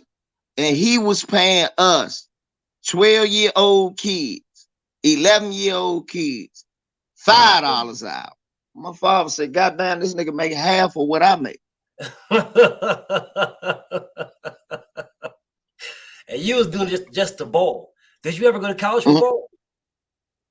Nah. That was all my cousins and them. Unfortunately, I didn't get to be over 6 feet like them. But so who's the top baller and who's the top one in your family? Top one in my family. Yeah, like number one right now. That's the guy right there, like in ball right there. Right now, the guy to beat will always be my cousin Ricardo Leonard. He played overseas in Ireland because he's 6'9". Ain't nobody in the family as tall as him. He's 6'9". He's 6'9". He's LeBron height pretty much. Yeah, but the best player in my family, universally, everybody said is my mom's cousin June. He was a beast, but the problem was he liked smoking weed, run around with the girls, and he crashed his car. They gave him a car when he was going to go to college, and he tore his knee up. So it's him, my Uncle John, my cousin Bobby, it's Lil Ricky, then his uncle is June, Uncle June, then his Uncle John, my cousin Bobby and Dirk. Then after that, I guess it'd be me, Jamil. You still do your thing? Nah, I don't play no more. Last time I played like a year ago. And that's when I realized I smoked so much weed because I was so motherfucking tired. And look, this is the funny shit. I'm out there, y'all. I'm just out there trying to get my shot on and run around with the kids. So I'm having fun. And we end up playing a little 33 game.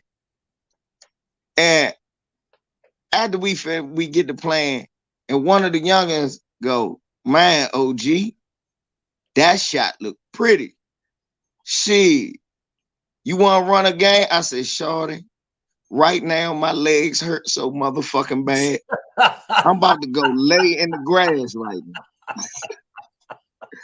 I said, younger, my legs hurt so motherfucking bad, shorty. I'm about to go lay in the grass over there. And when the kids say they ready to go home, I'm going to get them motherfuckers to carry me to the car. I said, man, I am totally on fumes. That's because your ass smoked so much. And they was laughing like shit. I'm like, nah, shorty, I know this sounds funny, shorty. I said, my Michael Jordan fantasies and Magic Johnson dreams are over. That shit legal out there. And that's okay. Huh? That shit legal out there, though. Oh, hell yeah. Now, shit is decriminalized in DC. This is the fucked up thing. They wait till they lock me up like 12 times to decriminalize that shit where I live at. We've got enough bail money from the nigger. Go. That's all right. All right, nigger. Enjoy yourself. Oh, fuck. They locked you up for all this time for weed, and now this motherfucker now they decriminalize that motherfucker. Hey, real shit. What's the best shit? Because I don't smoke, so I'm just curious. The best shit I smoke When my brother got married, I was out San Diego, bruh, and I ordered some Corrupt moon rocks. Corrupt from the dog pound. Ah. And I ordered some shit called vanilla ice cream. And this shit was glowing. I spent $300. I bought an ounce of moon rocks. Even the California niggas went, y'all two DC niggas crazy. Don't nobody smoke this. We smoked that shit the night before my brother's wedding, BF. We got so high, me and my brothers. I rolled the first J because he bought a moon rock. I bought like 4. So he rolled his, I rolled one of mine. And we was in a cipher. Me, his homie Paul, and his homie Paul, cousin Rich, and it was me. We was all gonna be in the wedding. And we were at the table. And it tasted delicious. It got a ice cream taste. Moon rock. So you smoking it, but it's hitting your lung. You're like, God damn. I passed it to them. They hit that shit twice. His homie Paul said, man, I'm not fucking with you crazy motherfuckers. I'm going to sleep. And he leaves from the table and walks away after 2 puffs, and I laughed. And his man Richard take 2 puffs and went, yeah, I see what he talking about. Y'all two DC niggas crazy. So we sit at the table, get to smoking, laughing at like, y'all rookie ass niggas. Y'all supposed to be from Cali. Y'all supposed to show us how we do it. So we smoke them moon rock J's, y'all. We high as shit. We go to sleep, and we wake up so late, we miss the wedding rehearsal, the wedding breakfast, the wedding lunch. They sent, look, why did my brother's wife send her brother and her father over to try to find us? Because they like his brother with him.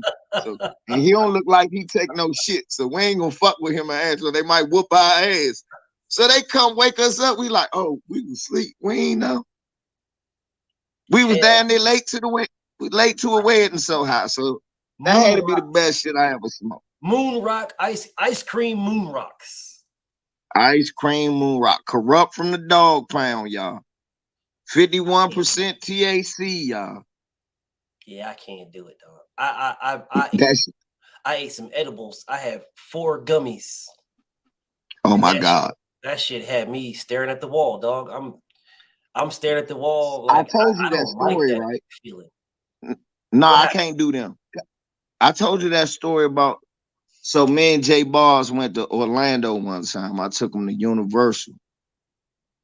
I smoked all the way there, BF. Damn. I had an ounce on me. I smoked the whole time there. I'm smoking all the way back on the road. That's how I do. Damn. I don't get sleepy. I don't get sleepy from smoking. So I go into this head shop because I need some roll-ups before we about to go to dinner and get on the road to come back to DC from Florida. So I stop in the shop, I get me some roll-ups, and he go, brother, I have these edibles. I will sell you 2 for $20. I said, them look like gummy bears and them look like old school spice drops. I said, I love them candies. Give me them. So I'm thinking, because I used to, my homie used to grow bud. And his girl used to make edibles. And I would be literally eating the brownie BF and smoking the J. Like, this bullshit ain't doing nothing to me. Hell no. They never would do nothing to me. So I get these gummies and I'm like, these bullshits ain't gonna do nothing to me. And I get to eating them like they regular candy BF. I eat the whole gummy bear thing because I love gummy bears, y'all. Everybody in the chat room, you want to be LVZ friend, give me a pack of Haribo gummy bears and watch me guard your life like a pit bull.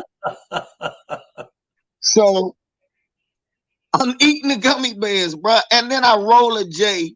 We go eat our seafood dinner. I get in the car, like, you ready to go? My son like, yeah. He was like 6. So he go to sleep in the back seat. I hit the road, y'all. And we get through Florida, Central Florida. I'm getting to North Florida. and I'm hitting my J. I'm listening to my motherfucking DJ Screw and all that, and I'm listening to my brother Lynch, and I'm getting there, and I hit the Atlanta line, the Georgia line. I'm going home. I hit the Georgia line, and all of a sudden, everything getting real slow. Whoa. So then I start noticing, right? Why the fuck is my car going backwards? It look so at this point, my nigga shit was going backwards. So at this point, right, BF, I'm like, man, there's something wrong with my car. Why the fuck am I going so damn slow? Whoa, I'm only doing 35. I'm doing 35 in the 70, y'all. I'm on the highway. I'm like, why the fuck am I going so slow? My foot won't go down. I'm good, dog. I'm good. Nah, I'm good. Bro, so BF, I'm so fucked up, bro. Now, like, Jesus, I'm sleepy. I got to figure out where I'm going. I hit south of the border and I stop. It's like 2 o'clock in the morning. I said, I'll just lay here for a couple of hours and get some rest. Hell yeah. It's hot as shit in South Carolina that night, bro. So it's 2 in the morning. I'm sweating like shit. Gas station closed, everything closed. I lay down, go to sleep in my car. And you know how it is. You go to sleep in your car. I don't care what kind of car y'all got. Yeah, you can never get a real good, relaxing sleep in your car. Am I lying? It don't. You can never. Right. BF. So of course, like I said, I'm gonna sleep about 3 hours. I figure it's 2 o'clock. I wake up about 6 in the morning. Yeah. Finish my journey from South Carolina all the way back home. That's about a 7.5, 8 hour drive. I'll be fine, right? Yeah. So when I wake up 5 in the evening the next day,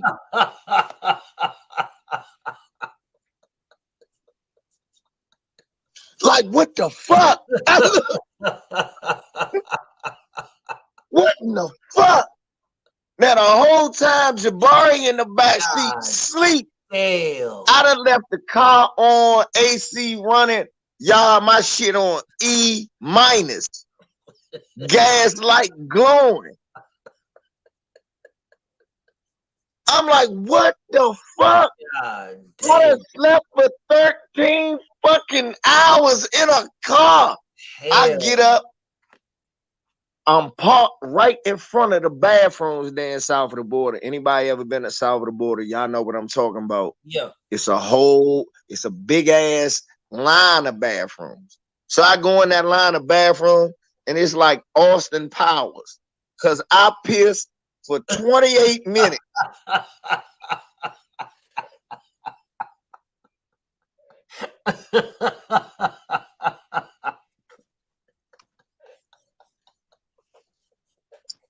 So now I'm like, what in the fuck? This nigga VZ a fucking fool, dog.